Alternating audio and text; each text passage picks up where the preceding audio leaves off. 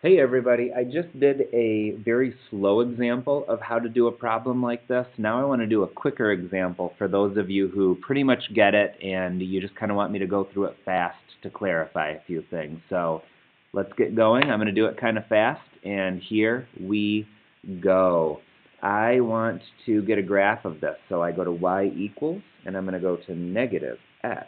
Well, what do you got here? Squared plus 6x minus 4. I'm going to graph it.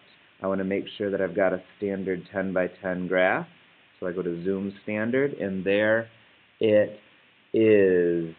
First, I want to point out that I don't even need this graph to know the y-intercept. That's always this value right here. So the y-intercept is negative 4.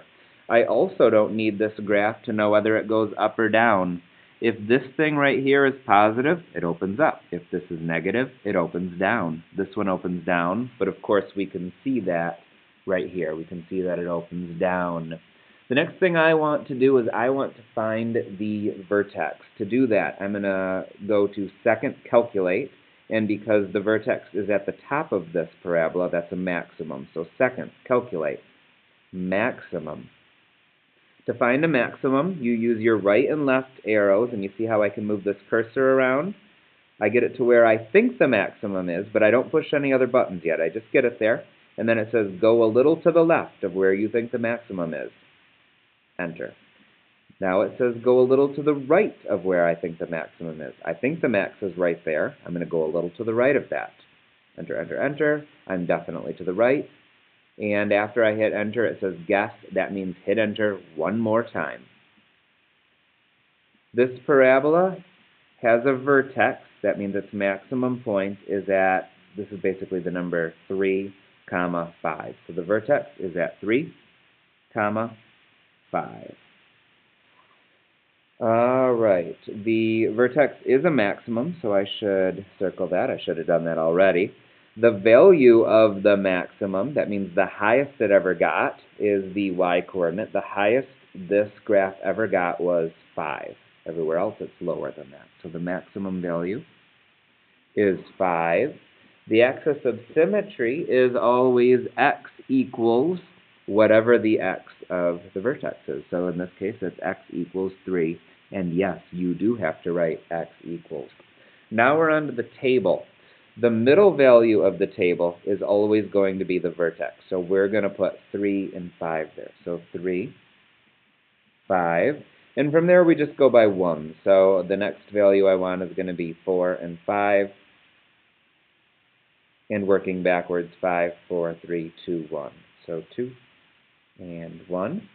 I can go to my table on the calculator to find that out. So I'm going to go second table. And let's see, those are the values I want, so I'm going to move it a little bit. Okay, so at 1, it's 1. At 2, it's 4. We already figured out the 3 is 5. 4 spits out 4 as well. And 5 spits out 1 again. The next thing I want to do is graph those points. So I'm going to go like this.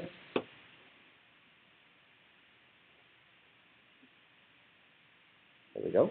So 1, 1, 2, 4, 1, 2, 3, 4.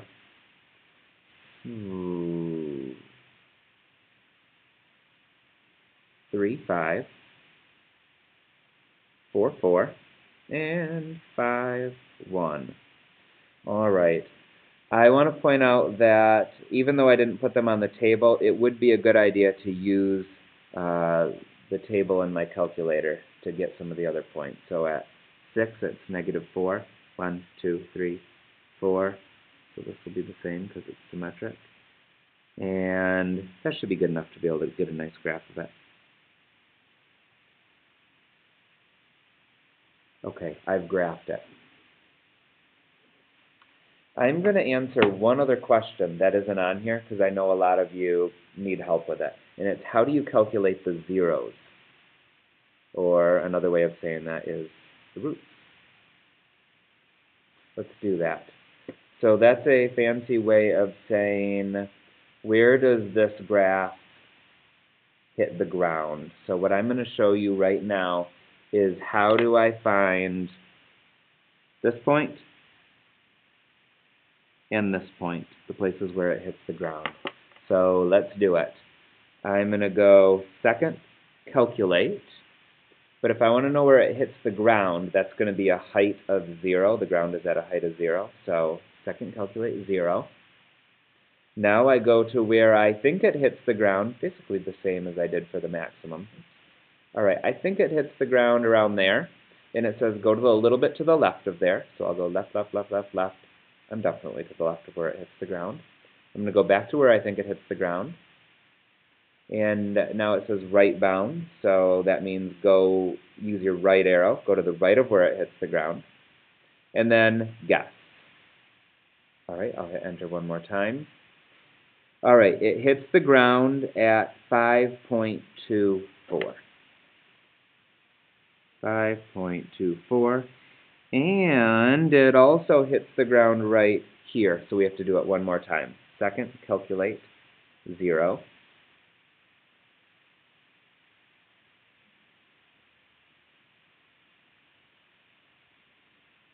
All right, I think it hits the ground there, so go a little to the left of that. Left, left, left, left, left. Okay, enter.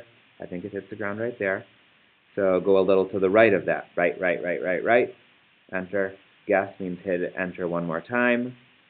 It also hits the ground at 0.74. Excuse me, 0.76. Cool. We just did it all. We found the axis of symmetry, the y-intercept, whether it opens up or down, max or min, the max value. We found the vertex. We found the zeros. We made a table, and we graphed it. We did it all. Good job, everyone.